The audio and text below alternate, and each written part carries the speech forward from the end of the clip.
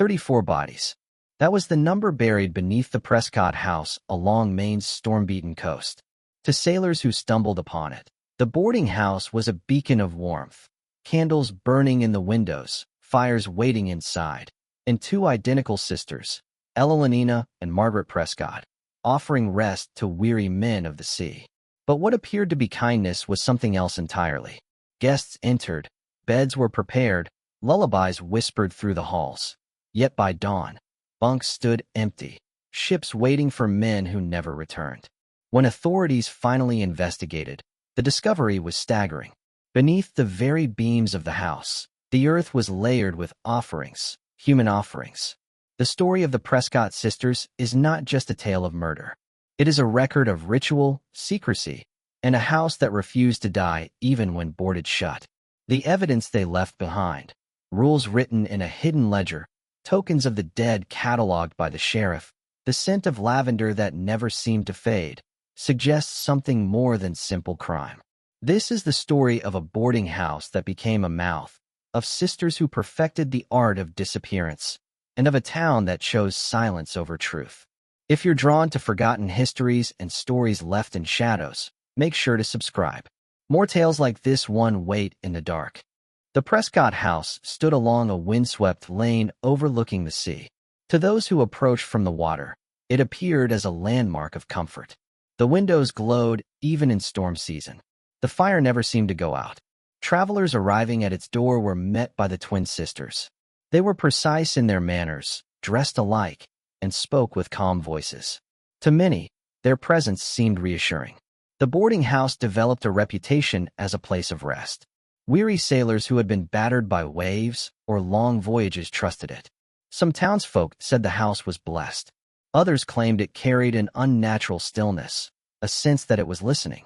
Guests reported small gestures of care. Beds neatly turned down, broth served steaming in clay bowls, a soft hum echoing from the upper halls, as though someone sang while working. But comfort was only the surface. The safety the sisters offered concealed something else. For many who crossed the threshold, the house was not a shelter but the last place they would see. The pattern became clear only later. Sailors who stayed at the Prescott house rarely returned to their ships. At night, they were given food and drink. They were lulled into sleep by warmth and by the quiet lullabies that seemed to follow them through the halls. Some spoke of dreams so vivid they felt drowned in air. Others awoke with strange marks on their skin.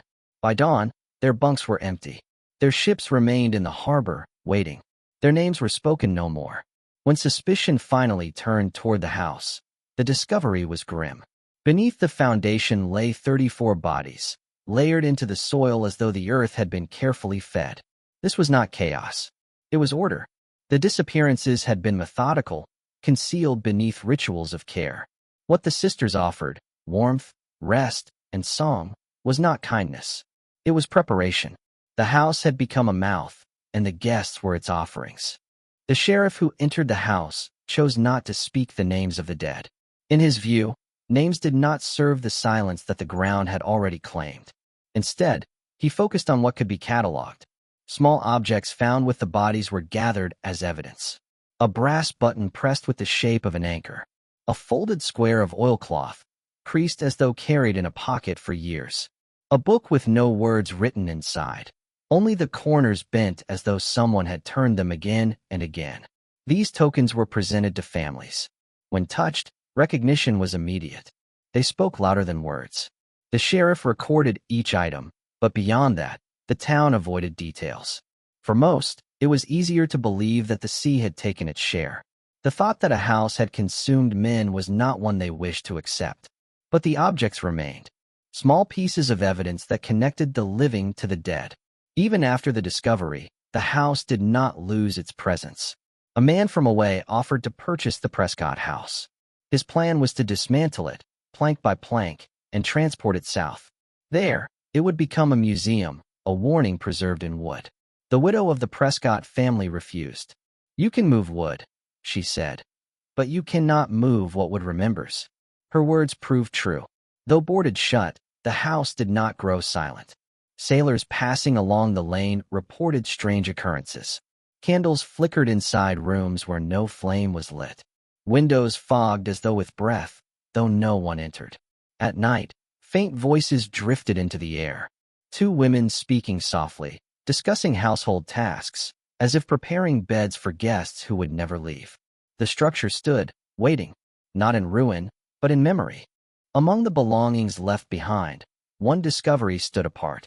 A small book written in the neat hands of the Prescott sisters. It was not a ledger of guests or expenses. It was a book of rules. The words were plain, yet their meaning suggested ritual. If the sea comes higher than the third step, give the earth one. If the gold circles without sound, give the earth one. If the mirror delays the face a heartbeat and returns it thinner, give the earth one. The sheriff read these lines. The priest read them as well. But the widow refused to share them with the town. Some truths, she believed, were too heavy to place in common hands. The rules were never explained. Yet they suggested that what happened in the Prescott house was not only murder. It was practice. It was adherence to something beyond simple intent. The Prescott house was never torn down. It remained on its foundation, weathering the storms of Maine's coast. It was not kept as a landmark, nor was it celebrated. It was allowed to exist, silent but enduring. The townspeople avoided speaking of it. Yet those who passed by could not help but notice. The air near its walls carried a faint scent, once thought to be lavender. In its shadow, silence felt thicker. Stories of the house spread beyond the town, carried by sailors who had heard rumors. For some, it became a tale of warning. For others, it remained a mystery. Was it crime? Was it ritual? Or was it something the wood itself remembered? In the end, the house endured as more than a structure. It was a reminder that some acts are never buried, that memory lives in beams and stone, and that some hungers, once fed, do not pass with death.